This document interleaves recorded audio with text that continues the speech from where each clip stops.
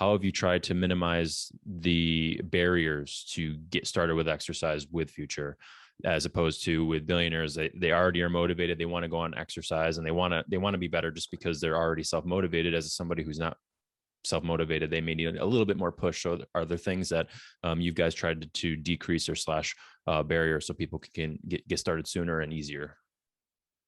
Yeah, I think even backing up, I would probably push back on your point of these athletes or billionaires being self-motivated, because I think what Mm, you find is, oftentimes truly they're not. right. More days than not, they don't want to work out. You know what Mm, I mean? And yeah. I mean, frankly, like, and I've worked out now every single day for, I think today is my 814th consecutive day.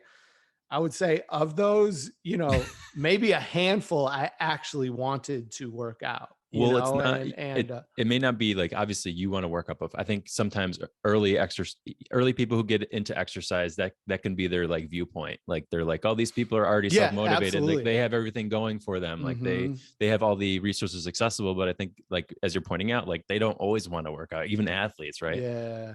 Yeah. And so I think that's an important step to back up and kind of normalize that. Hmm. It's maybe even a similar concept as when you talk about like imposter syndrome. Imposter syndrome is something that we all feel, but we'll look at high performers, we'll look at people that we look up to or we aspire to become or be like, and we're like, oh man, they're just, they're natural, they don't. And I think one of the biggest unlocks in something like imposter syndrome is realizing that we're all human, and that person who you look up to feels that same thing that you do, of like, man, any moment now people are going to figure me out, that I'm really just a fraud. And I think that's one of the most liberating things to realize. And so that's why, I do think it's important to kind of back up and level set there, to know that, because I think when you're struggling is in any part of your life, but let's focus on, being active here. When you're struggling at something like that, um I think it's easy to like turn inward and kind of run away from it, and almost feel like there's something wrong with me, or I'm like, I'm less than, like, whatever. And so I think it's important to normalize that everyone feels that. Everyone, wakes up like, man, I don't want to do this. And again, I think that's why there's that critical piece of having a coach. And when you look at these wealthy people, when you look at these athletes, um, many of them, in fact, I would venture to guess the majority of them would not be working out on a regular basis if they did not have a coach. And, Hmm. and I mean, like, I experienced that day in, day out for, you know, close to what, 15 years working with these athletes. Like, they didn't want to see me. They did not want to work out. But that's what a coach does for you, is they get to know, what's going on in your life, and, what's the best thing for you that day, and like when to go off script, and so, as an example of that, if we think, basketball, like when I was with the Bulls or when I was at Purdue, um, we would have days where, maybe a guy who's really struggling with outside stresses, or, we've been a lot of travel and games and they're playing big minutes, things like that. A coach can kind of read you so like I would have players, they walk into the weight room to come, train with me that day.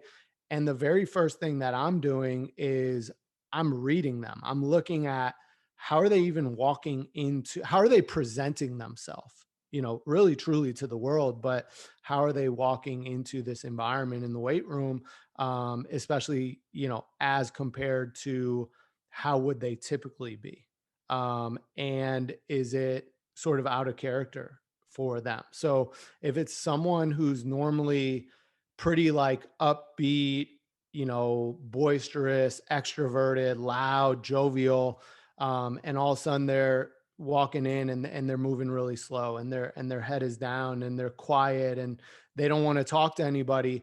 Then I know that the workout I had planned for them today, I actually need to adjust it. I need to probably scrap it and do something else. And so those would be days where actually the workout would be more of a vehicle to improve, sort of their state of being.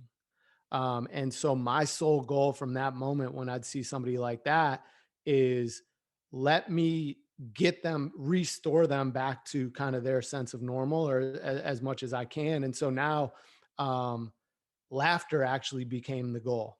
And so the workout was the vehicle, but it was like, how can I just get this person to smile, to pick their head up, to have some life, to have some energy? And so, we'd start with the music. What is the music that they want to listen to? Or, kind of will bring them out of this mode. Um, the workout would kind of be geared more towards around what's just something that gets them moving, but they're going to enjoy doing. And I think that's a big thing too, though, is, for someone who's not active, they probably have a negative relationship with working out. They've probably had a negative experience. They don't enjoy it. It's not fun.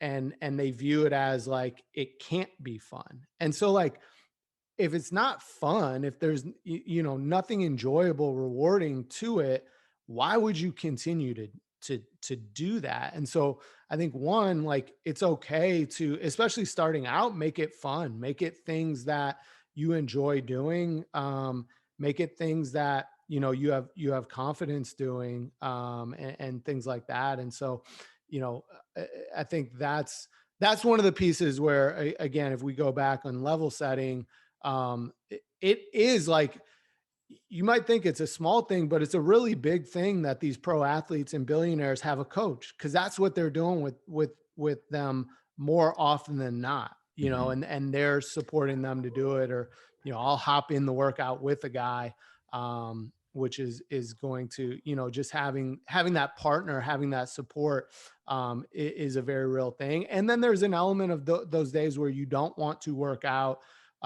You sort of know someone is watching, Right. and it's someone that you don't want to let down. It's someone, you, with a coach, you've sort of made a commitment. You've spoken into existence the things that you want, the version of yourself that you want to be, and they're holding you to it. And so some days you're just going to do it because you don't want to let that person down.